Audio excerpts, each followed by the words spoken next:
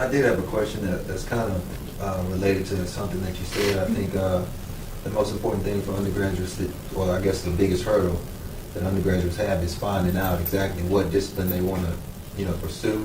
Mm-hmm. And like you said earlier, a lot of sociology jobs, it's not going to have a social or sociology title with it. Mm-hmm. So if you're just somebody trying to figure out what you want to do, how do you just open up a broad search that is still specifically sociology related jobs? I would probably start with thinking about what your favorite class was, right? And what was my favorite class, and what was it about that class I really liked?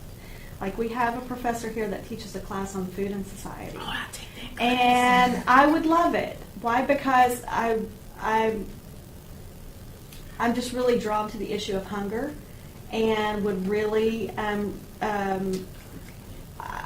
want to do something about hunger, right?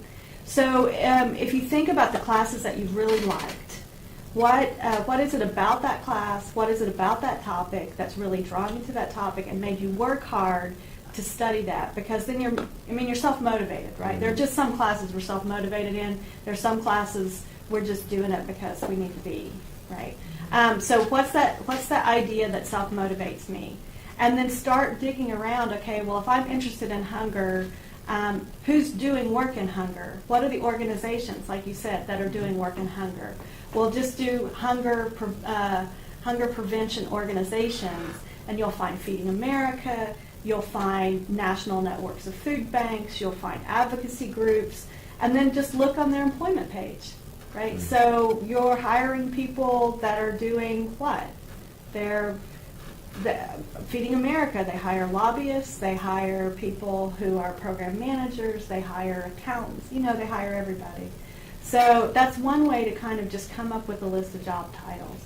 What's my passion? And then once I've defined what my passion is, who's doing something in this area that's also my passion, right?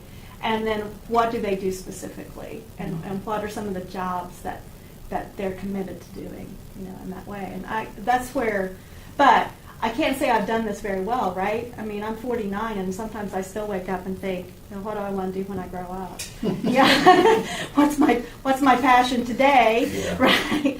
But it's not going to be perfect. And it's hard to find it at this age. But we live until we're 80. Our life expectancy is 80. So, and most people will go through multiple career changes and multiple titles. I'm 49. I've been through 4, right? And each one has helped me kind of decide, well, is this do I want to retire here, right? And then look at your opportunities, and then what do I want to do? And you're lucky if you. There's a book called. Actually, he's a theologian. I'm forgetting what his name is, but he wrote a book, and at one point he says, where my greatest passion meets the world's greatest need, that's where I'm supposed to be. And that always kind of struck me when I was younger, to think about, that intersection of what I love and what people need at the same time.